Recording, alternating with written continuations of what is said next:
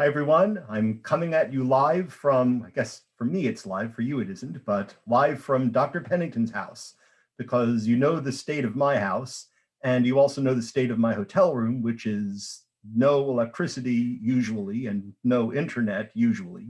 So this was plan C or something like that. And let me tell you, we got the setup here. You would never believe this. He's got ring lights on either side. This is absolutely insane. And it sure is busy here now. We got Dr. Pennington's making his lectures in the other room, and his wife and a friend are having church home group in the other room. So I'll try to keep talking so that you can, still follow everything. I can't talk with my hands because my face is bigger. I guess I'm closer to the camera than I usually am. Anyways, the plan for this lecture is to go over chapter 24, which isn't very long. That chapter is on amines. And as always, there's a method to my madness. It doesn't mean that I think the way I do things is the only right way by any means, but the idea is after this, we can cover our first biochem chapter, which is going to be on nucleic acids, since what are nucleic acids but heterocycles that include amino groups? So very particular ones, of course. But so that's the plan. Good. So in terms of structure of amines, naming amines, in terms of their properties, being polar molecules, I think we're familiar with this already. Some aspects of amines we saw in previous chapters in terms of their spectroscopy. I personally find it, I've always had kind of difficulty picking out NH stretches. They're a little tricky. They're not quite as simple as alcohols, to my mind. But be that as it may, certainly in carbon NMR spectra, that carbon that's alpha to a nitrogen pretty much stands out. That's going to be pretty far downfield. I would expect it to be round and about in the 50s parts per million. So those are things we've already included. We'll get to proton NMR, of course, later. Be that as it may, what I'd like to cover first of all is the idea of acid-base properties of amines. And then we'll get into ways of making amines, some of which we know already. And then we'll get to reactions of amines. Spoiler alert, there are very few. Amines really aren't that reactive. I would say less so than alcohols. And so they're not often I would say they're not as often starting materials in organic synthesis as compared to, say, alcohols or alkyl halides or things like that. But there are a few things you can do with them, some of which have some intriguing mechanisms, but we'll get there. So to start off with the acid-base properties of amines, you looked at these kind of acid and base equilibria in Gen Chem, probably Gen Chem 2, until you were blue in the face. I'm convinced of that. I know because I used to teach that stuff. But we all know that any given amine, whether this is primary, secondary, or tertiary, in other words, one alkyl group in two H's, two alkyl groups in one H, or three alkyl groups, all of those behave very much the same way as ammonia. There's an equilibrium when they're in water between the amine and the conjugate acid of the amine. So amines are fairly decent bases. And so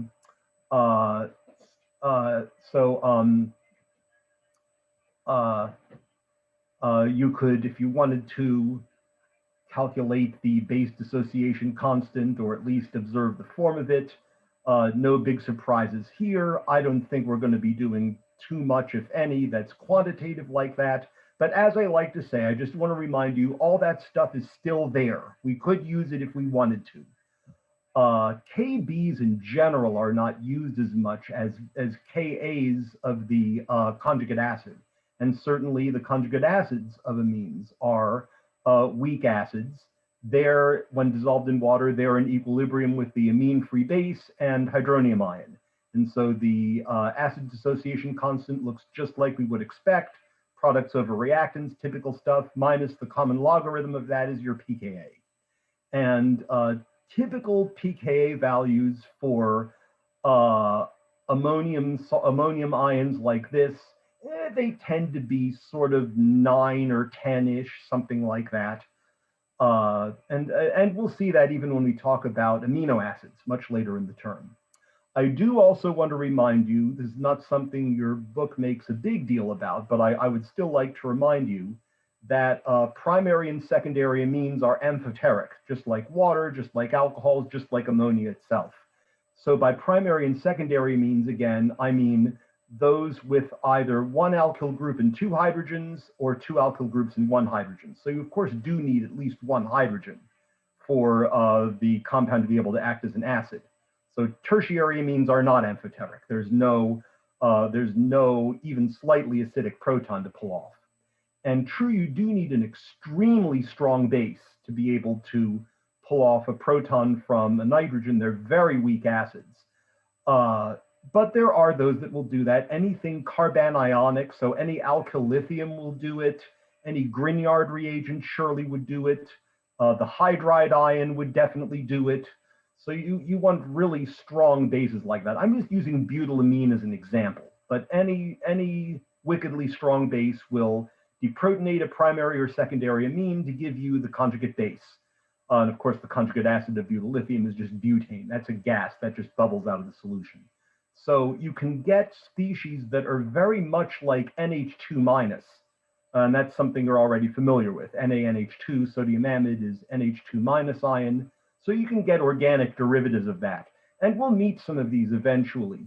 The main one we'll meet in a few chapters is the conjugate base of diisopropylamine, usually provided as a lithium salt.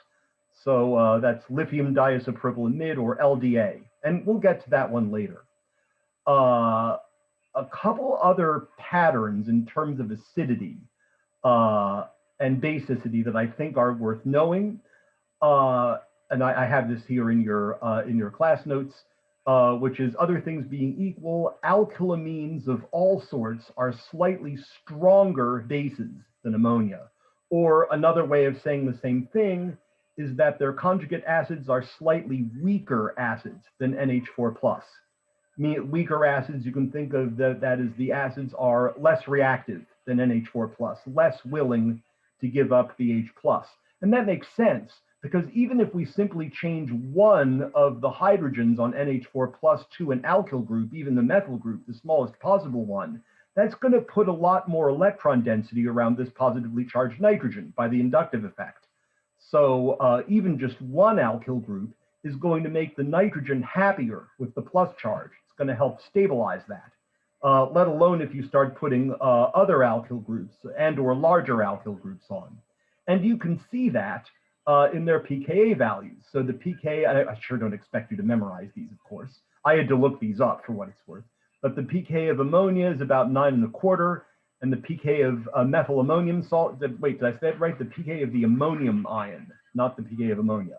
The pKa of methyl ammonium is 10.3, and I'll remind you, that's an order of magnitude. So that's a significant difference. That's just changing one hydrogen to a methyl group. And so that effect continues. Now, remember that the lower the pKa, the stronger acid. So we're saying NH4+ is a stronger acid. That means that NH3, the conjugate base, is a weaker base. And the conjugate base of methyl ammonium, which would just be methylamine, CH3NH2, the conjugate base is going to be a stronger base when we make that comparison. So you'll get in touch with that, I think, in the OWL assignment once we get going on that. Hopefully everything goes back to normal sooner rather than later. There's one other property in terms of acids and bases that's special about aniline and other aromatic amines. So as we learned in chapter 16, aniline is the common name of aminobenzene, you see right there. Aniline is not just a little bit less basic than aliphatic amines and ammonia. It's a very significant difference. And the reason for that is that the lone pair on nitrogen is delocalized. You can draw resonance forms that show that electron density being delocalized around the aromatic ring. So there's 3 carbons that share that electron density with the nitrogen. And that means this lone pair is less available to act as a base, since it's spread out over the whole molecule. So for that reason, aniline is a lot less basic, and as with substituted anilines also, a lot less basic than alkylamines and ammonia, at least 1 million times or so, so 6 orders of magnitude. It's a big difference. And again, we explain that by resonance. Good, so I think that's all we need there. Let me move on to my next set of diagrams. There's a section on biological amines and the Henderson-Hasselbalch equation, which is another thing that you just loved to death when you were in Gen Chem. And you, by the way, will love it to death again, those of you going on to biochem. It's not something that we're going to really focus on here, since that's much more quantitative than we usually like to get in organic chemistry. But just wanted to remind you that that's out there, that's still there, and becomes pretty important in situations where we have buffers, which you will find in certain things like blood plasma, right? So it's not like it's unimportant. It's something that's quite relevant. It's just not something we're going to use a whole lot. And by the way, you can use the Henderson-Hasselbalch equation for situations that have nothing to do with biochemistry. It's for buffers in general, wherever you might find them. I think we've introduced the word heterocycle and heterocyclic. Remember that organic chemists are very prejudiced, right? We sort of have carbon and hydrogen, and then we have everything else, right? All of your heteroatoms, as we call them, different atoms, right? And so heterocyclic amines are very common. We actually saw a few of them in chapter 15, some that are aromatic. So, but aromatic heterocyclic amines show up a lot in biochemistry, not the least in some of these amino acids. There's what we call an indole in tryptophan. That's a pyrrole fused to a benzene ring. And then there's the imidazole that you find in histidine. That's a 5-membered ring, aromatic with 2 nitrogens. So I don't really care if I happen to know these names since I use those terms rather regularly. I'm less concerned that you memorize all those names, but they should be building blocks that make sense to you. And we'll learn of some other heterocycles that contain nitrogen when we get to chapter 28 next. I try to break up the biochem chapters and spread them out, because if we do all that together, then you wind up with this one exam that is a completely different format from all of the others. And I don't like that. I want to avoid that if I can. So I try to put each of the biochem chapters pretty close up next to the functional group that those biomolecules involve. And here we are covering amines, so we're going to go talk about heterocyclic amines next in the context of nucleic acids. The link is a little bit tenuous, I will admit, but there is somewhat of a link. And I also like to do the biochem chapters.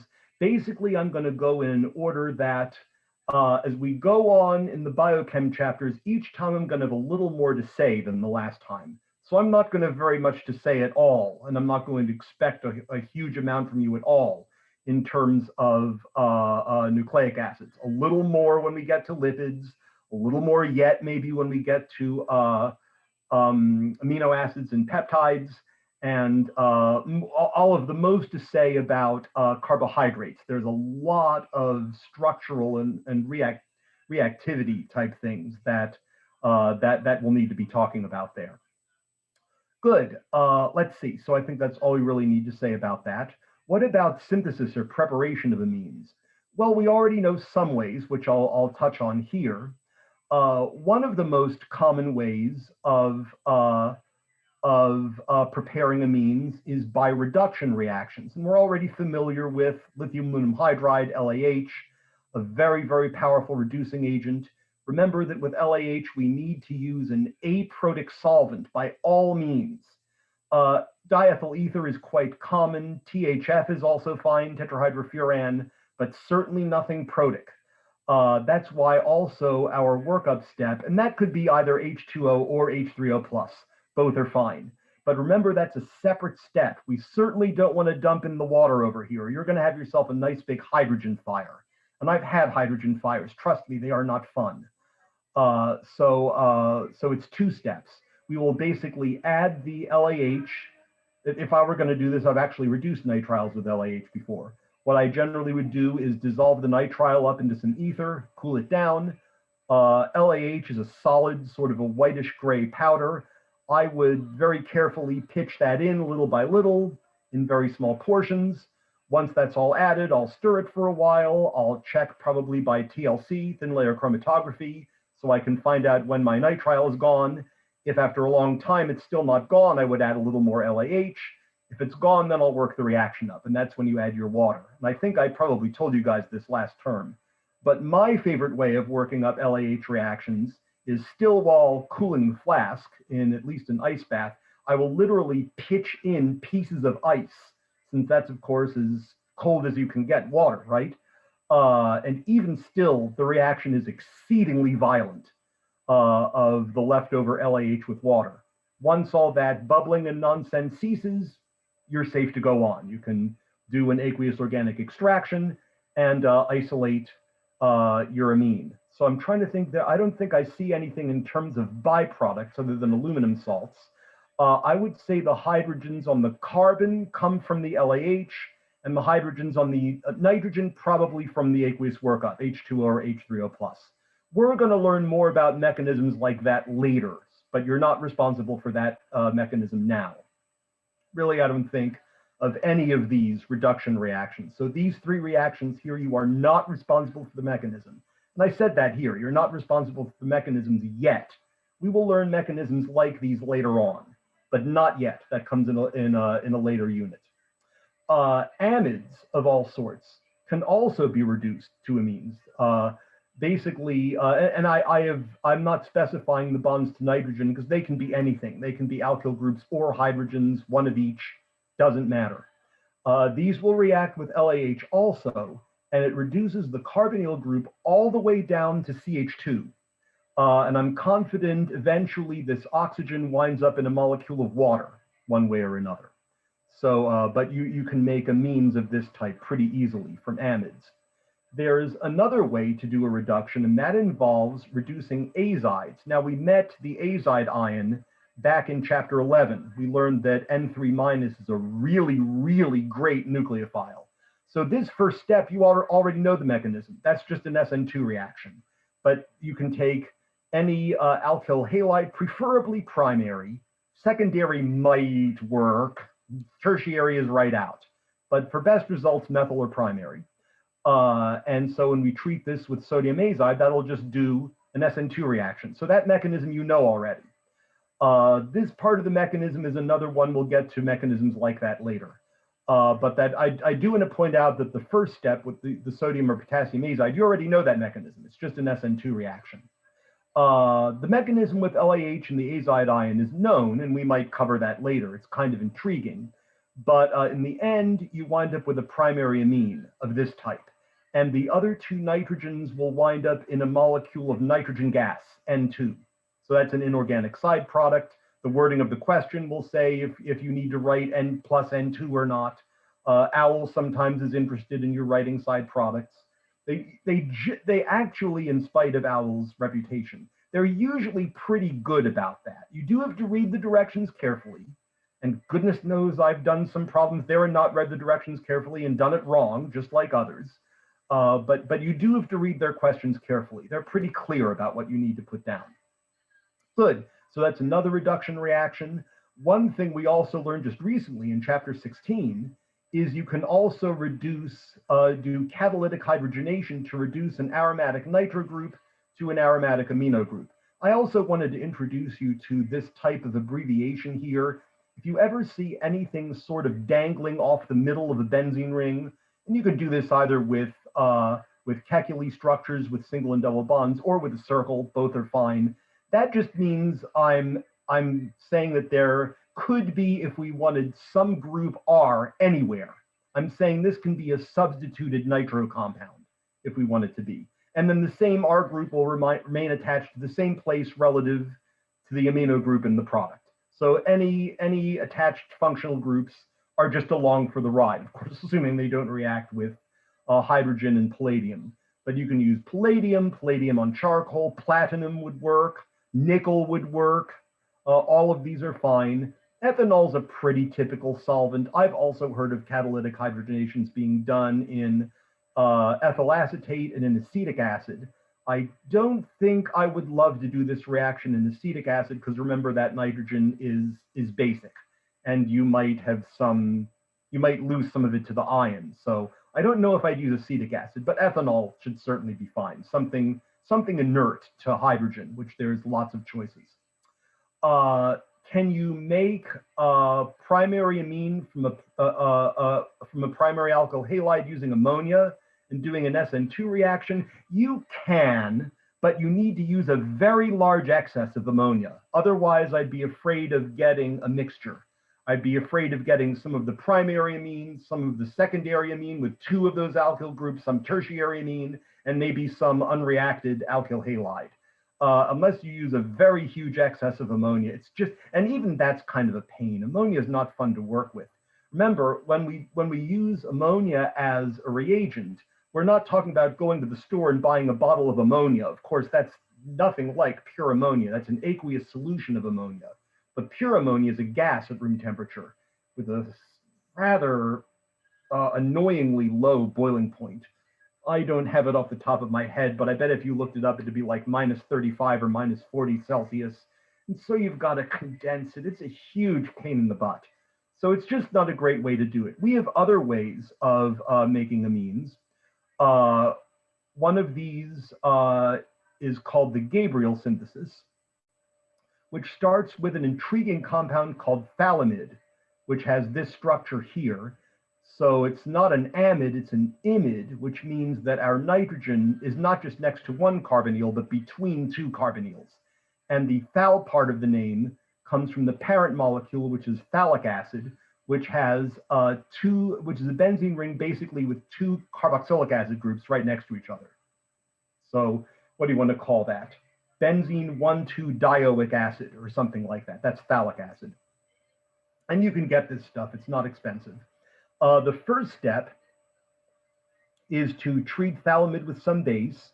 Doesn't have to be a stupidly strong base. Hydroxide is strong enough, and that will just pull that proton off.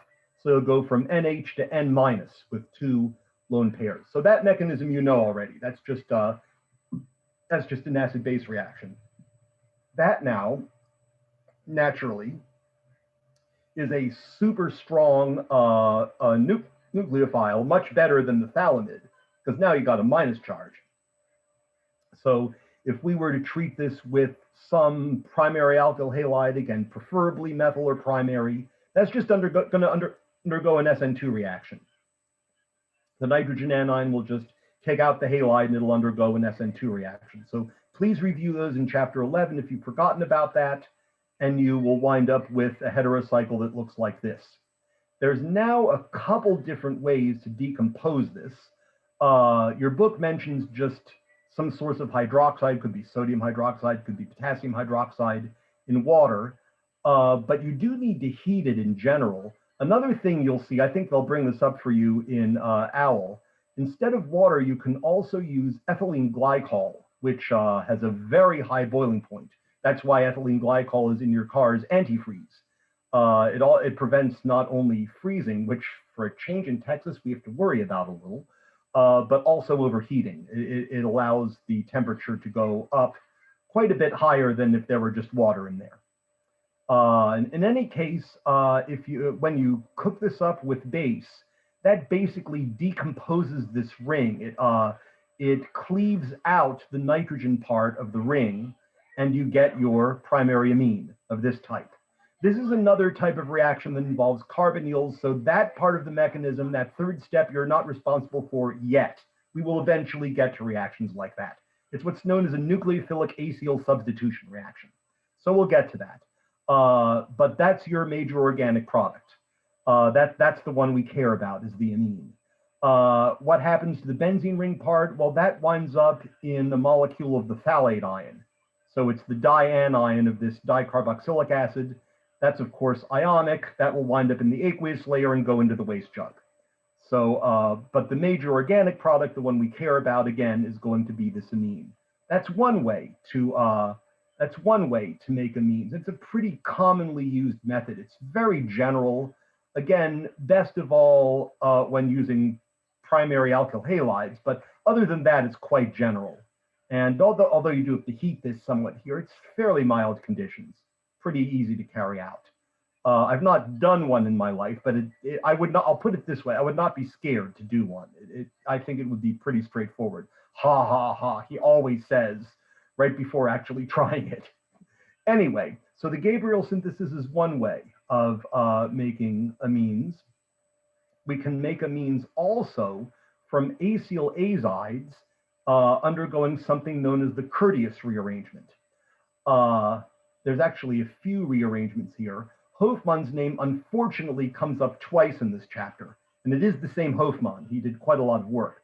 But unfortunately, we got the Hofmann rearrangement and the Hofmann elimination in the same chapter. So just heads up, it's a little bit confusing. We'll explain both of them, of course. But in the courteous rearrangement, we're going to bring back our old friend sodium azide, again, now for sure in an aprotic solvent, because we're using an acid chloride here. And those will react with protic solvents. So no water, no alcohols, no nothing like that. But anything aprotic would be fine. I expect diethyl ether would be a good choice. THF is probably fine. That would be again, I've never done one, but that would be what I would expect to use. But when you treat the acid chloride with sodium azide, you get a substitution reaction. That's another thing that you're not responsible for the mechanism yet. We will eventually get to reactions like that. But I do want to point out that this reaction is not SN2. It's a different kind of mechanism entirely. That's, again, a nucleophilic acyl substitution reaction. So not SN2 and not SN1. Then these guys are quite unstable. And if you heat them up in water, the carbonyl group gets cleaved out. And again, the mechanism is known. It's kind of steppy. And at the same time, the azide group decomposes.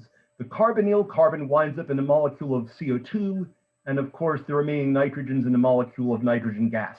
So those two are gases that just bubble out of solution, and you wind up with the corresponding primary amine, almost as if you'd taken the R group off of this whole mess. So you're not responsible for that mechanism. Another way of making amines is by using the Hofmann rearrangement. This is a reaction of primary amides.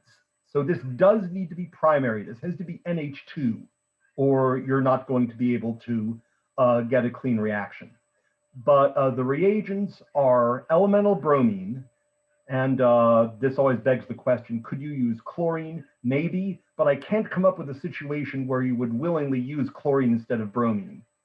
Bromine is nasty enough, but chlorine is 1,000 times worse. So I would stick with bromine in this one. And you also need alkaline conditions, aqueous base. And in the end, once again, effectively, the end result is we cleave out that carbonyl group. That again is going to wind up in a molecule of CO2, I believe. We'll go over the mechanism shortly, but again, the major organic product is this primary amine. And I'm not a fan of the mechanism that's in the book, so I would like you to learn this mechanism instead. And it's a good mechanism to learn, although it's rather steppy, because there are a lot of types of steps that happen here that we encounter very frequently. So I don't just make you learn every mechanism lightly, just because. When I do, there are reasons for it, because I think there's something valuable to learn from them. And that's certainly the case here. So in the first step, and of course that could be potassium hydroxide, right, as well as sodium hydroxide, any source of the hydroxide ion, any metal hydroxide salt.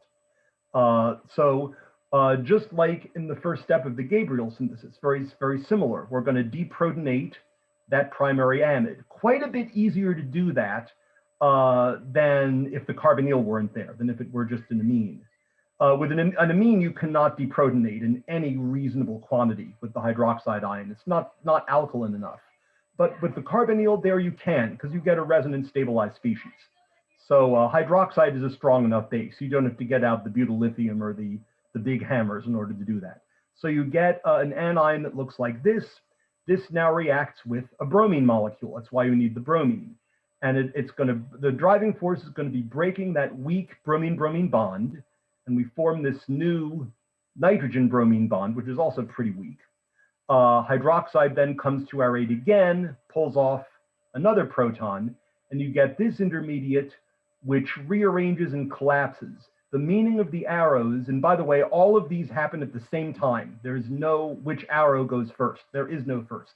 This is another one that's like, it's not pericyclic like the Diels-Alder reaction, but like the Diels-Alder reaction, it is concerted. All of this happens at the same time. So here we have the electrons in this lone pair on nitrogen coming in to form a nitrogen-carbon pi bond. Well, now we have to break a bond to this carbon, otherwise carbon will have 5 bonds. So this carbon-carbon bond migrates over to the nitrogen. So you get a new carbon-nitrogen bond. By the way, here, as I said in the class notes, I just used butanamide as an example. I could have used any primary amide. I just picked that one because it was like the first that came to mind. Anyway, so we form the nitrogen-carbon bond. We now break a bond to carbon, and that bond migrates to nitrogen. So we now have a new carbon-nitrogen bond, and we also now break that weak nitrogen-bromine bond. And the functional group that you get out of that, that is called an isocyanate. It's another functional group just like any other. I regret I didn't write it in the class notes, but it's spelled just like it sounds, isocyanate. We're actually going to run into isocyanates later. Actually, I think on our last day of class, when we learn about polymers, they're used to make polyurethanes. So anyway, that is a pretty reactive carbon. We're going to learn that carbonyl groups in general are susceptible to nucleophilic attack, all the more so when there's also a double bond to nitrogen. So this isocyanate group, if you want to think of something to compare it to, it's kind of like carbon dioxide. That central carbon is sp hybridized and thus very susceptible to nucleophilic attack. So when you have those two accumulated double bonds like that. So hydroxide is, again, a more than good enough nucleophile to attack that. There's then a question of, do you break the oxygen or the nitrogen? You can do either, really. And I'm sure both actually happen. I'm going to encourage you to break the carbon-nitrogen bond because it's more direct. And since both happen, we might as well pick the one that's easier. So you get this intermediate that looks like this. That nitrogen is a minus charge, and so will very quickly get protonated by water, which is also around. Just like we've seen a number of times before, even recently, we now have a carboxylic acid group. And so that's acidic, but we've got hydroxide around. So we're not going to be able to stop that from deprotonating. So you're going to get the carboxylate ion. And we've had cases where this would then wait around until we acidified and we get the carboxylic acid group back. This is not going to wait around. That's a very unstable functional group. And that's going to collapse very easily. You don't even hardly need to heat it. And you will get a molecule of CO2 and the conjugate base of the amine, which then, again, picks up a proton from a molecule of water, and you get your primary amine. So it's steppy, but all of these steps are important. A lot of them are steps we've seen before. You know, acid-base steps are not a problem for us at this point. Even this reaction, even the big money step over here, that's not all that unlike a 1,2 alkyl shift. It's the same type of idea. This type of step we'll start learning a lot more about when we start on chapter 19, and the following 3 or 4 chapters. And decarboxylations we will also run into. So I think it's worth your learning this mechanism. There is, in my opinion, value for your learning in this mechanism. I think you'll get something out of it. Good. So we are finishing up. We just need to cover, I even took you through the mechanism in words in the class notes. So some of you might find that helpful also. Reactions of amines. As I said, there are not that many. There is one that's, again, it's sort of confusing because we have the Hofmann rearrangement. This is the Hofmann elimination. Uh, and this involves a number of mechanistic steps that we actually know already. But what we do, we would start with a primary amine of this type, can be any primary amine at all. And in the first step, we treat this with an excess of methyl iodide. Yes, methyl bromide would work, but in real life, we would always prefer methyl iodide because methyl bromide is a gas at room temperature, very inconvenient to use. Methyl iodide is a liquid at room temperature. Both pretty nasty, you know, they're methylating your DNA and whatnot. I would treat them with respect. But in any case, this is going to now undergo 3 consecutive SN2 reactions. The nitrogen of the amine will attack methyl iodide, kick off the iodide, that's an SN2 reaction, and then get deprotonated by a solvent molecule, which you'll know what it is based on what you're given. But usually protic solvents are used here, an alcohol or an aqueous alcohol mixture. So you'll know by what you're given what to use. And then you go from NH2 to NHCH3. That happens again, and then you get nitrogen with 2 methyl groups, and still that lone pair. Then that happens a third time, and you get this quaternary ammonium salt. But that mechanism we know already. It's just 3 consecutive SN2 reactions, one right after the other. Not at the same time, of course. I've seen people try to draw mechanisms that just look, you just have arrows going everywhere, looks like some kind of octopus. No, one after the other. One SN2, then a third SN2, and then a third SN2. And so you will get this quaternary ammonium salt. You would get that as the iodide salt because we had methyl iodide. Had we somehow used methyl bromide, of course, that will be bromide. The next step is a little intriguing, and there is no mechanism for this step. There is no way to show that with curved arrows. It's an inorganic step. It's an ion exchange. What we do is we add silver 1 oxide, aqueous silver 1 oxide, and we heat it. At which point 2 things happen. We'll get to them one at a time. This silver salt does 2 things, 2 good things for us. First of all, when we dissolve silver 1 oxide in water, it makes hydroxide ion, right? Because you get like O2 minus, that's not going to live. That's going to pull off a proton from water and make OH minus. And then you also have the silver ion. Silver 1 ion loves halide ions, loves them. And they form exceedingly insoluble precipitates. But again, there's no way to show that with arrows. So I would say this step here, it's not that you don't have to know the mechanism, but that there is no mechanism. There's no way of showing that. And so we've effectively replaced the iodide ion with the hydroxide ion, which now is going to be, that's going to be an unstable species. And that hydroxide ion is going to go after protons that are alpha to the nitrogen, and you're going to get an E2 elimination. So again, that mechanism you know already. Or, I mean, if you need to review that in chapter 11, that's just fine. But the question then is, where do we deprotonate from? Normally, we would have guessed by the Zaitsev rule that we deprotonate from that carbon, wouldn't we? But strangely enough, for some reason, I'm not even sure if we know totally for sure, but for some reason, in a situation like this where you have 2 different places to deprotonate, you're going to wind up deprotonating from the less hindered carbon to get what we would all otherwise have said is the less stable alkene. So strange but true.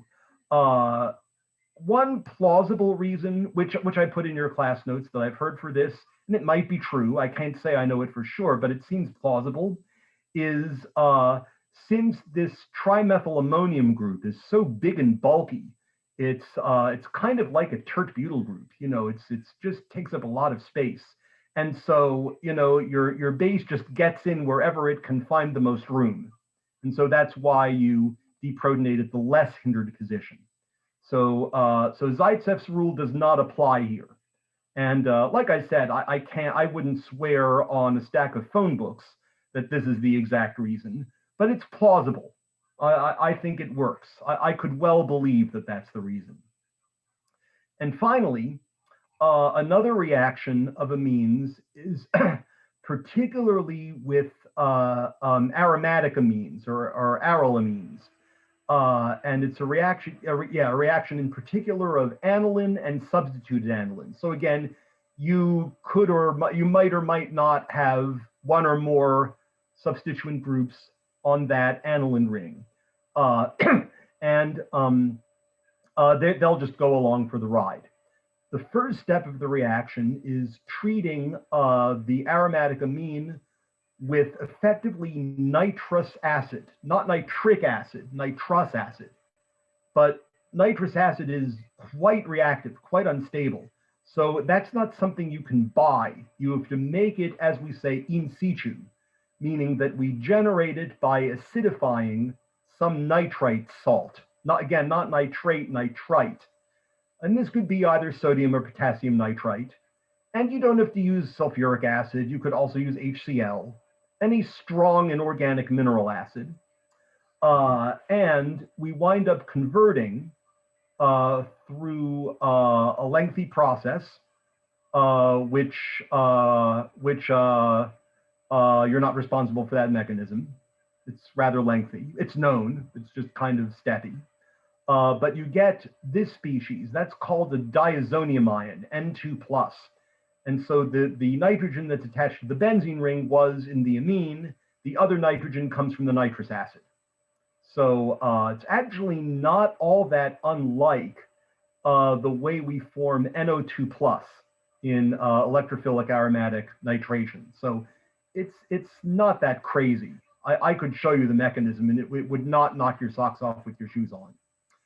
These aryl diazonium species are very reactive. They react with electrophiles with nucleophiles very easily. There's a nice big table of them in your book with the ones they react with and the types of products that you get as a result. Just to give you a couple of examples from that table. And I guess we don't need to discuss whether you'll need to know these on exam 2, because you can just open your book and look at that table. But in any case, so that's a non-factor. But just as an example, if you treat an aryl diazonium, I just used the one here from toluidine as an example with the methyl group in the para position. So if we made this from NH2 to N2+ using nitrous acid, if one then treats the resulting compound with potassium cyanide and copper 1 cyanide, I forgot to change that. I'm so sorry. You wind up with the corresponding nitrile. Let me fix that. There you go. So we replace the diazonium ion with a nitrile group, C triple bond N. Of course, the nitrogen becomes a molecule of nitrogen gas. You can see it really is almost nitrogen gas already. We just need to break that carbon-nitrogen bond. So that's the driving force of the reaction. As another example, if we treat this diazonium with a mixture of copper 1 oxide and copper 2 nitrate, of all things, in aqueous solution, you will replace the diazonium group with OH, with the hydroxy group. As I said, nitrogen gas is a byproduct for these types of reactions. And again, I do want to point out this reaction is neither SN2 nor SN1. And what it is actually is something you know already. It's nothing other than a nucleophilic aromatic substitution reaction. So the mechanism is exactly the same as what we learned with, let's say, halogen, except the diazonium is so reactive, we don't even need any electron withdrawing groups. So this doesn't go through benzene or anything. This will go through an ordinary nucleophilic aromatic substitution reaction. But it's not SN2 and it's not SN1. Good. Pretty sure that should say nucleophilic over here. So please make that change in your class notes as well. In my understanding is those are nucleophilic aromatic substitution reactions. Good. So that's basically it for chapter 24 on amines. Again, this will not be on your first exam. This will be on exam number 2. And as I'm speaking, my understanding is that on Friday we will be able to have class as usual. I understand there still may be people without internet, and I might be one of them, by the way. So I might have to do the class here at Dr. Pennington's house, which he's graciously letting me use. But I think we'll be able to have normal class at the normal time then. So I will put this up on YouTube, and I will look forward to seeing you all on screen, or at least those of who can make it. I won't take attendance, so you don't need to worry about that. But I will look forward to seeing at least those of you who can make it on Friday. Have a good day.